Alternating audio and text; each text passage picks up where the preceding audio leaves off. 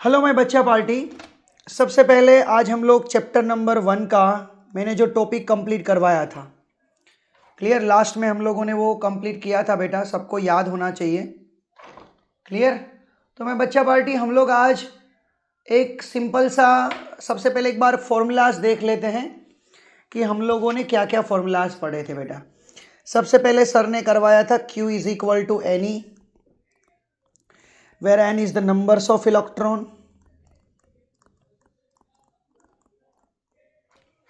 Clear. Electron का mass आपको याद होना चाहिए 9.1 क्रॉस 10⁻⁻31 kg।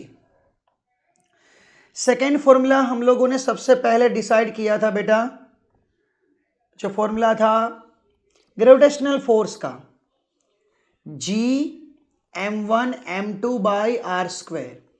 एंड हम लोगों को इलेक्ट्रिक फोर्स क्या मिला, K(Q1Q2)/r²। के मतलब बेटा 1/4πε0। और मैं बच्चा पार्टी हम लोग वेक्टर फॉर्म में देखे तो याद करते वेक्टर फॉर्म।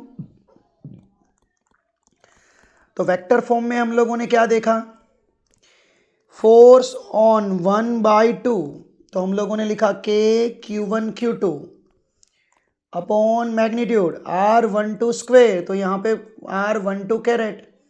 सपोज आप वेक्टर लिखोगे तो मैं बच्चा पार्टी क्या आएगा, R12³ आएगा। बट ये वेक्टर फॉर्म है ना, ये समझना बहुत जरूरी है। फॉर एग्जाम्पल कभी कभार आपको ऐसा फॉर्म दिया है कि हमारे पास Q1 चार्ज है, Q2 चार्ज है, Q3 चार्ज है। Q2 Q1 पर इस साइड फोर्स लगा रहा है, Q3 मतलब 2/1, 2 ऑन मतलब ऑन 1/2 ऑन 1/3, तो रिजल्टेंट फोर्स F1 इस डायरेक्शन में होगा। मतलब फोर्स ऑन 1 क्या मिलेगा बेटा, 1/2 और 1/3 का वेक्टर एडिशन करोगे।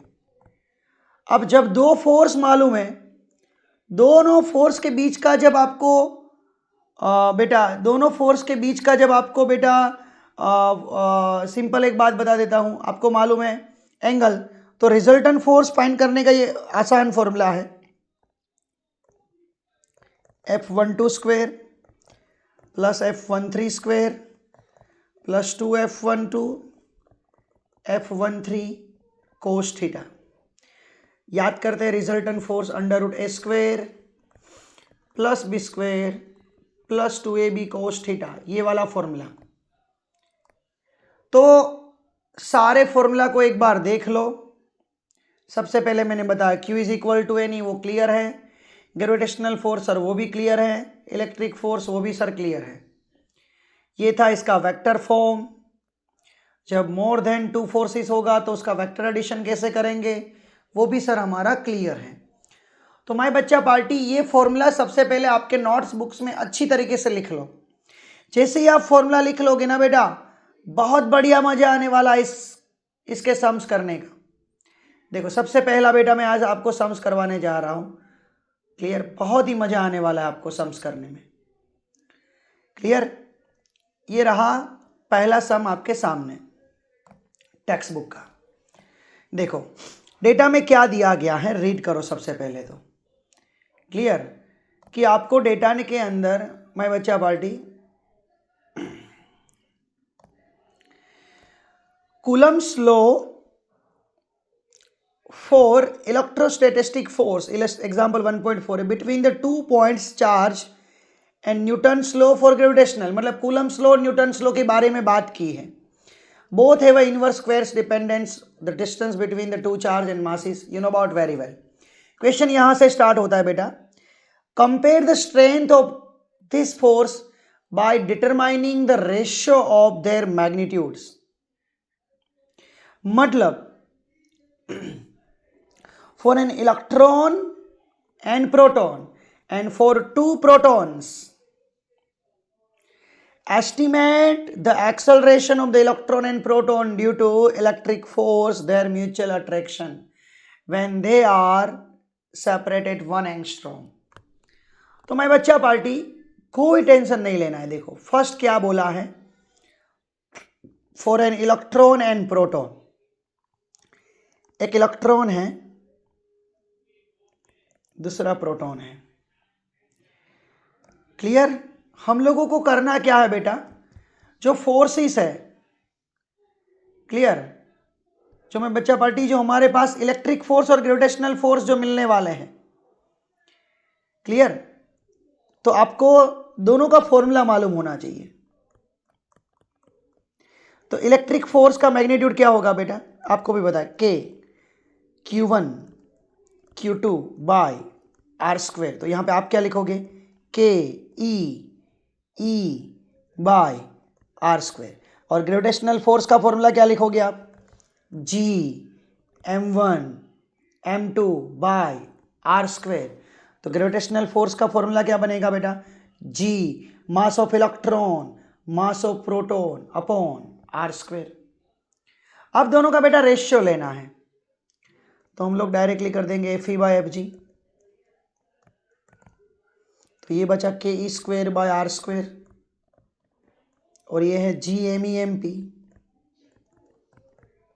आर स्क्वेयर कट, के की वैल्यू 9 क्रॉस 10⁻⁹, ई की value 1.6 cross 10⁻⁻19 divided by G 6.67 cross 10⁻⁻11, mass of electron 9.1 cross 10⁻⁻31 और mass of proton 1.67 cross 10⁻⁻27 kg।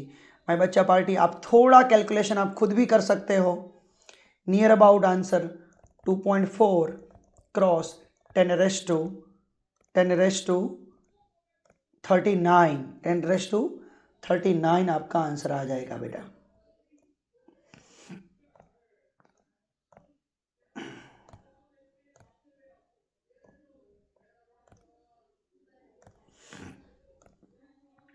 Clear? तो ये फॉर्मूला बेस्ड बेटा जो क्वेश्चन होते हैं, फॉर्मूला बेस्ड जो क्वेश्चन होते हैं उसमें कुछ नहीं होता है बेटा, ओनली जस्ट वैल्यू पुट करनी होती है। सपोज आपने वैल्यू पुट कर दी तो आपका काम बेटा हो गया, बस इतना ही समझना था। क्लियर? थोड़ा वेट करना, स्क्रीन वापस आ रही है। ओके, आज हम लोग बेटा अप टू डेट सारे क्वेश्चन को एक बार कंप्लीट करने हैं बेटा। क्लियर? आज जो भी कॉलम्स लो के ऊपर डिपेंडेंट सम्स हैं, क्लियर, उनको बेटा अप टू डेट कवर करना है, भूलना मत। क्लियर? ये रहा हमारा सम्स आज का।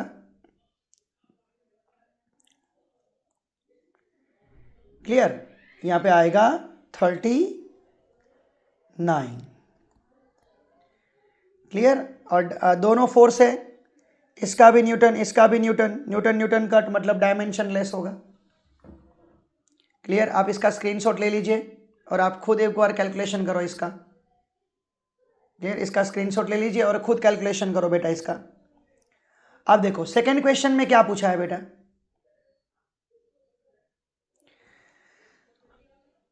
फॉर 2 प्रोटॉन्स, मतलब दोनों प्रोटॉन लेने हैं। ये भी प्रोटॉन, मतलब मैं दूसरी पेन यूज कर लेता हूं बेटा आपके लिए, थोड़ा साथ नहीं दे रहा है लैपटॉप। ये भी प्रोटॉन, दोनों प्रोटॉन है। देखो फॉर्मूला यही रहेगा, K E by R square, G m1 m2 by R square, mass of one भी प्रोटॉन बनेगा, मास ऑफ 2 भी प्रोटॉन बनेगा। क्लियर? यहाँ पे एम पी आएगा। क्लियर? ये कट हो जाएगा और जस्ट खाली फॉर्मूला में चेंज क्या होगा, यहाँ पे मास ऑफ प्रोटॉन का मास आएगा 1.67 क्रॉस 10⁻⁻27 और कुछ नहीं है, बस कैलकुलेशन में थोड़ा चेंज हो जाएगा, 1.3 क्रॉस 10⁻36। दोनों प्रोटॉन रखा है तो उस तरीके से कैलकुलेशन करो। सम तो सेम ही हुआ ना बेटा, 2 प्रोटॉन रखा, एक इलेक्ट्रॉन और प्रोटॉन था, यहाँ पे दोनों प्रोटॉन है। अब बच्चा पार्टी लास्ट सम। सपोज आपको फॉर्मूलाज क्लियर है ना बेटा, तो आपको कोई दिक्कत नहीं आएगी, बस ये चीज आप याद रख लो। ये आपको फॉर्मूलाज क्लियर है तो मुझे नहीं लग रहा है कि आपको दिक्कत आने वाली है। क्लियर? तो आप है ना एक बार फॉर्मूलाज को परफेक्टली कर लो, जिससे बेटा आपका काम बहुत आसान हो जाए। ओके, चलो अब सेकंड क्वेश्चन क्या पूछा था बेटा, हम लोग वो देखते हैं। देखो सेकंड क्वेश्चन देखो, अब आपको क्या करना है, estimate the acceleration of electron and proton due to electric force. मतलब इलेक्ट्रिक फोर्स इलेक्ट्रॉन और प्रोटॉन के बीच का, मतलब K Q1 Q2 by R square, जो फॉर्मूला है उसमें हम लोग वैल्यू पुट करेंगे तो के ई, प्रोटॉन का भी ई, इलेक्ट्रॉन का भी डिवाइडेड बाय आर स्क्वायर। तो 9 क्रॉस 10⁻⁹, 1.6 क्रॉस 10⁻⁻19, वैसे 2 बार आएगा। और डिस्टेंस, डिस्टेंस कितना बोला, 10⁻⁻10 उसका स्क्वायर। तो माय बच्चा पार्टी आपको इलेक्ट्रिक फोर्स मिलेगा इससे 2.3 क्रॉस 10⁻⁻10 न्यूटन। ये हम लोगों को फोर्स मिला 8 न्यूटन का। अब इन लोगों ने एक्सेलरेशन बोला है, तो देखो एफ का फॉर्मूला हमारे पास है, एफ इज इक्वल टू मा, तो acceleration is equal to force upon mass. तो यहां पे आपको 2 इलेक्ट्रॉन का पूछा है, तो आप इलेक्ट्रॉन का मास लेना। आपको प्रोटॉन का पूछा है, तो बेटा आप प्रोटॉन का मास लेना। 2.3 क्रॉस 10⁻⁻8, 9.1 क्रॉस 10⁻⁻31,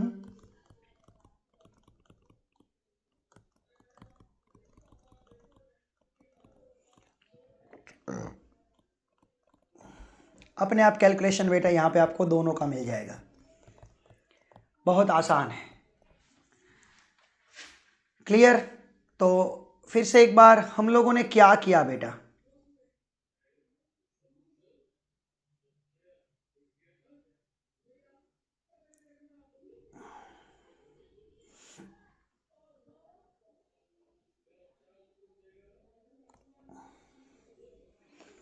हम लोगों को बच्चा पार्टी क्या करना था, इसमें acceleration of electron and acceleration of proton find करना था।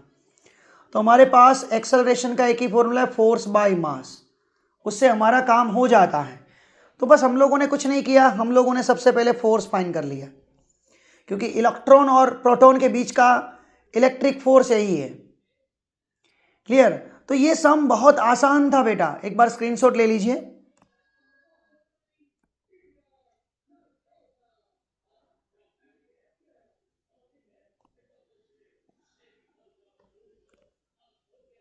यार इतना बहुत आसान सम था, इतना टफ सम नहीं है बेटा। क्लियर? अब नेक्स्ट सम बेटा हम लोग करते हैं। देखो एग्जाम्पल 1.5, जिसकी फिगर बेसिकली यहाँ पे नहीं दे रखी है, मैंने नहीं ड्रॉ की है, मैं ड्रॉ करूँगा बेटा आपके लिए। क्लियर? सम बहुत बड़ा सम है, डेटा बहुत बड़ा है, बाकी सम में कुछ नहीं है बेटा, सम में कुछ नहीं है, डेटा बहुत बड़ा है, बस फर्क इतना ही है। ओके, बहुत आसान सम है। देखो एक,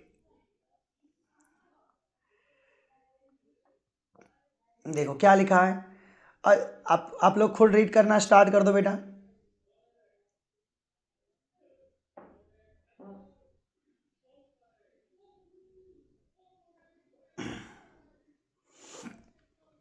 A charged metallic sphere A is suspended by nylon thread, मतलब एक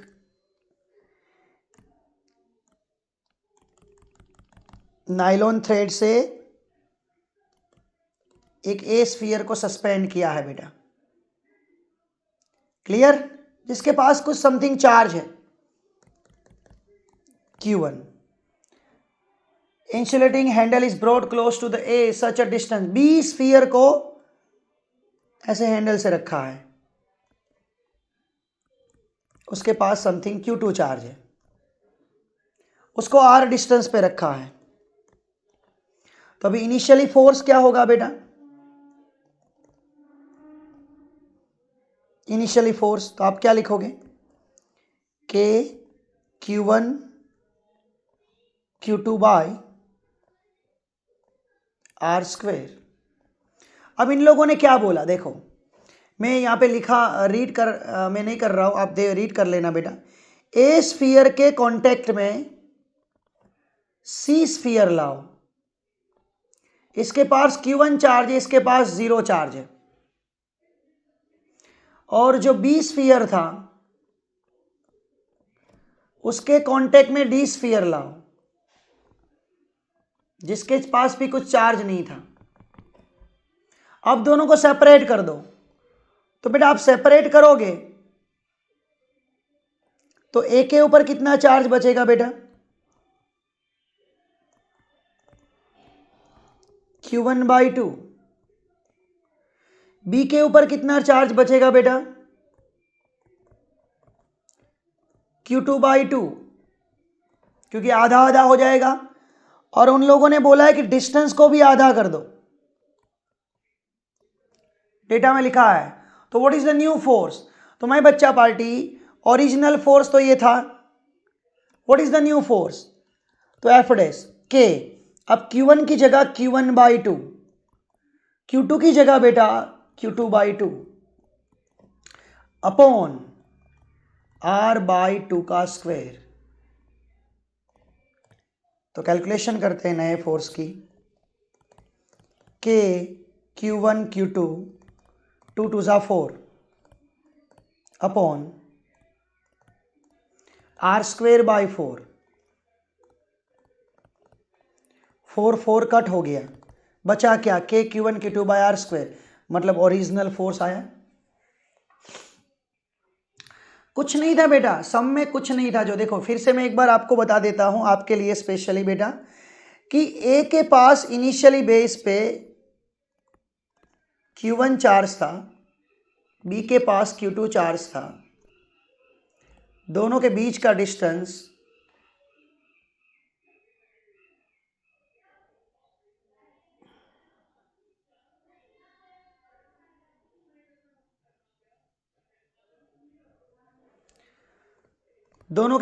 डिस्टेंस बेटा R था। तो फॉर्मूला आप क्या लिखोगे, अब ए के साथ सी को कांटेक्ट में लाया, बी के साथ डी को कांटेक्ट में लाया, इसके पास कोई चार्ज ही नहीं था, तो टोटल Q1 + 0 Q1। अब सेपरेट कर दोगे तो ए के पास कितना बचेगा, Q1/2, और बी के पास भी कितना बचेगा, Q2/2। मतलब चार्ज तो आधा किया, उसके बाद डिस्टेंस को भी आधा किया। तो नया फोर्स क्या लिखोगे, के Q1/2 Q2/2 upon R²/4 4 4 cut, force will remain same. Clear, चलो ये कंसेप्ट एकदम क्लियर है आपका। नेक्स्ट सम बेटा बहुत ही इंपॉर्टेंट सम है, आप थोड़ा रेस्ट ले लो और अपने हिसाब से कर लो। एग्जाम्पल 1.6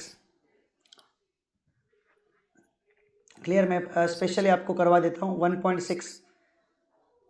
देखो इसमें है ना, फिगर को समझना बेटा। 1.6 में इक्विलेटरल ट्राइंगल है हमारे पास,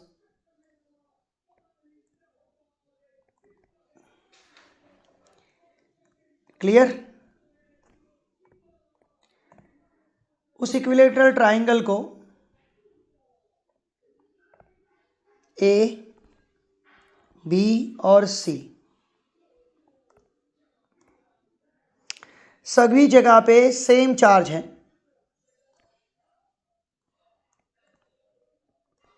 और सेंटर पे कैपिटल Q है। तो ये तीनों चार्ज ए बी सी के जी के ऊपर कितना फोर्स अप्लाई करेंगे।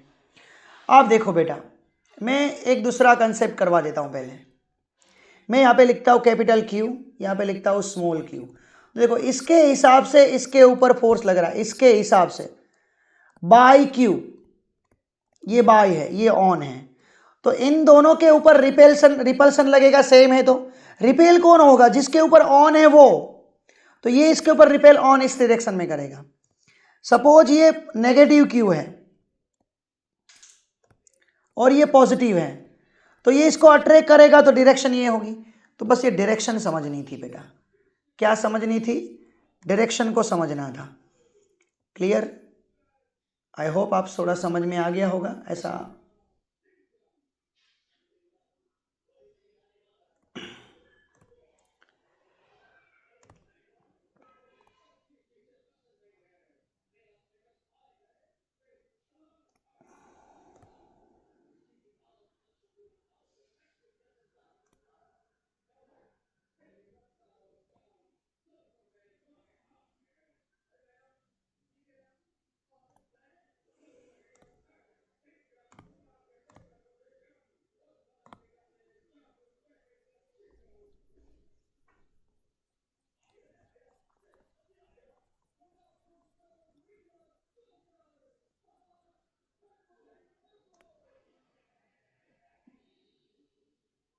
अब देखो बेटा,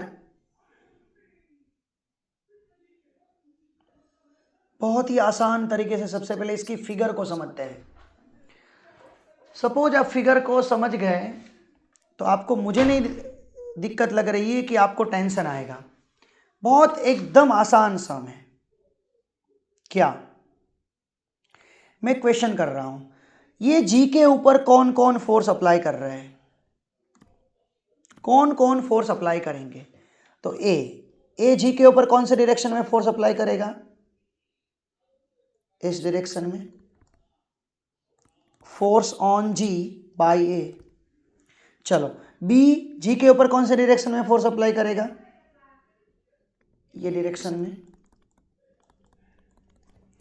सी जी के ऊपर कौन से डायरेक्शन में फोर्स अप्लाई करेगा? ये डायरेक्शन में।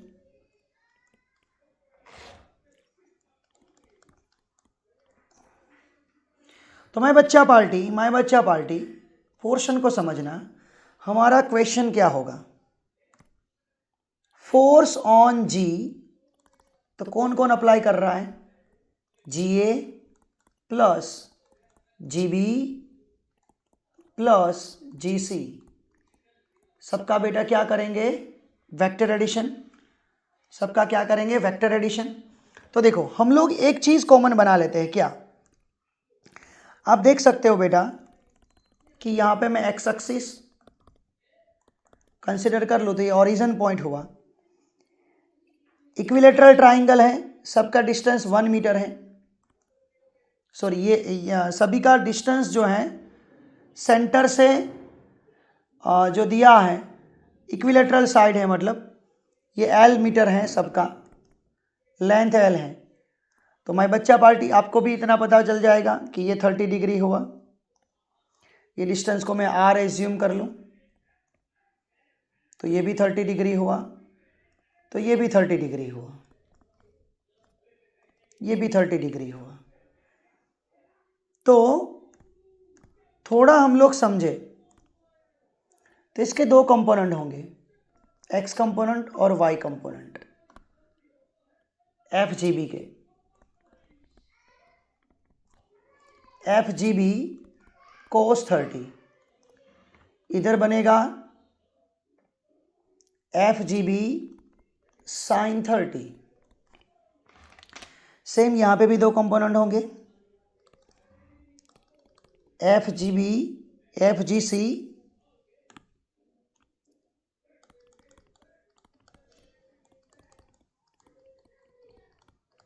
और एफ जी सी साइन 30। इतना समझ में आ गया होगा कि ये साइड पॉजिटिव होता है, इस साइड नेगेटिव होता है। ऊपर की साइड पॉजिटिव होता है, नीचे की साइड नेगेटिव होता है। तो एक चीज यहां से कॉमन निकलती है। क्या? कि जब मैं यहां पे आंसर लिखना स्टार्ट करूंगा तो जीए के दो, जीए है जो नीचे के डायरेक्शन में, इसलिए माइनस जे कैरेट आएगा। अब जीबी की बारी आई तो एफ जीबी के दो कंपोनेंट हुए, कोस 30 आई कैरेट और साइन 30 जे कैरेट। अब जीसी की बारी आई तो जीसी कोस 30 माइनस आई कैरेट आया ना, क्योंकि ये नेगेटिव था। या तो आप यहां से भी माइनस लिख दे डायरेक्टली तो भी चलेगा, और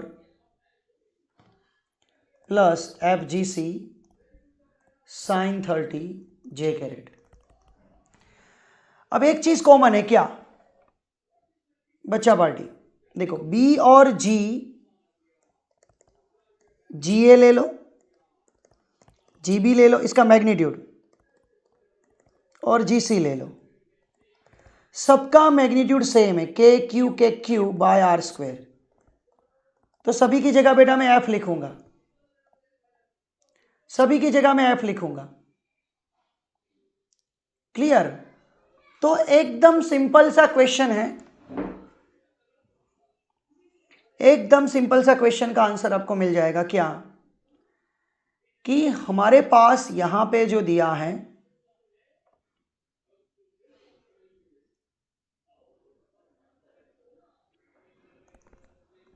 तो इसको मैं लिख दूंगा minus F J caret plus F, सभी की जगह एफ, cos 30 √3/2, उसके पीछे I caret plus plus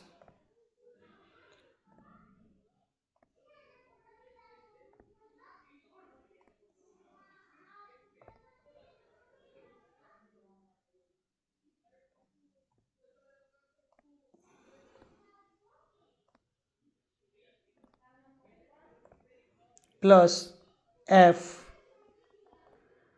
sign 30 मतलब 1/2,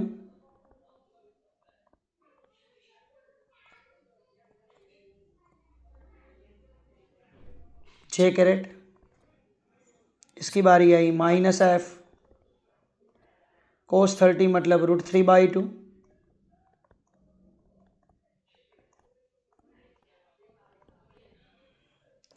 और जाइन 30 एफ 1/2 जे कैरेट। आप देख सकते हो प्लस और आई माइनस आई कट हो गया, माइनस एफ यहाँ पे बचा प्लस f/2 प्लस f/2, उसके पीछे बचा जे कैरेट। तो f/2 half half full, f से कट हो जाएगा, तो आंसर क्या आएगा बेटा 0। आप इस क्वेश्चन को बेटा थोड़ा आराम से लेना, सर ने सबसे पहले फिगर जो ड्रॉ की है ना उस फिगर को समझना, तो आपको क्वेश्चन बहुत आसान लगेगा। सपोज आपने फिगर नहीं समझी तो बेटा थोड़ा दिक्कत में आओगे। ओके मैं बच्चा पार्टी, तो इतने सम्स पहले एक बार कर दो। ओके नेक्स्ट लेक्चर में मैं जो नेक्स्ट इलस्ट्रेशन है, नेक्स्ट एक्सरसाइज के सम्स है वो मैं करवा रहा हूँ बेटा आपके लिए। Okay bye bye. तो अपनी नोट्स बुक्स में कंप्लीट लिख देना, भूलना मत बेटा। ओके